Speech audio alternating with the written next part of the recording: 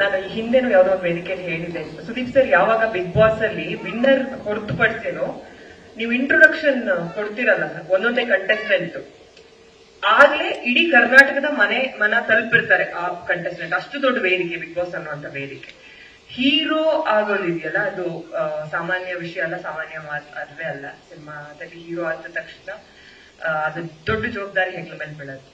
So ಒಂದು ಚಿಕ್ಕ ಕಿವಿ ಮಾತು ನಿಮ್ ಕಡೆಯಿಂದ ಕಾರ್ತಿಕ್ ಈ ಸಂದರ್ಭದಲ್ಲಿ ವೇದಿಕೆ. ಹೀರೋ ಫಸ್ಟ್ ಹೀರೋ ಆಗ ನಿಲ್ಲಿಸ್ಬೇಕಮ್ಮ, ಅವರ ಹೀರೋ.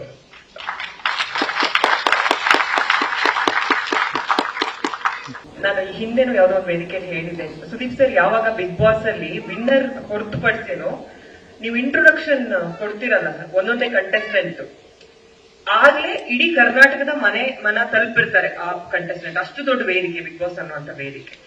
ಹೀರೋ ಆಗೋದಿದೆಯಲ್ಲ, ಅದು ಸಾಮಾನ್ಯ ವಿಷಯ ಅಲ್ಲ, ಸಾಮಾನ್ಯ ಅಲ್ವೇ ಅಲ್ಲ. ಸಿನಿಮಾದಲ್ಲಿ ಹೀರೋ ಆದ ತಕ್ಷಣ ಅದು ದೊಡ್ಡ ಜವಾಬ್ದಾರಿ ಹೆಗ್ಲ ಮೇಲೆ ಬೀಳುತ್ತೆ.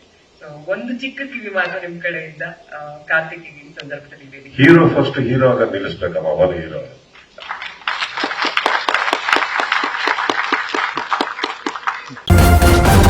ನ್ಯೂಸ್ ಫಸ್ಟ್ ನಿರ್ಭೀತಿಯಿಂದ ನಿಮ್ಮ ಪರವಾಗಿ.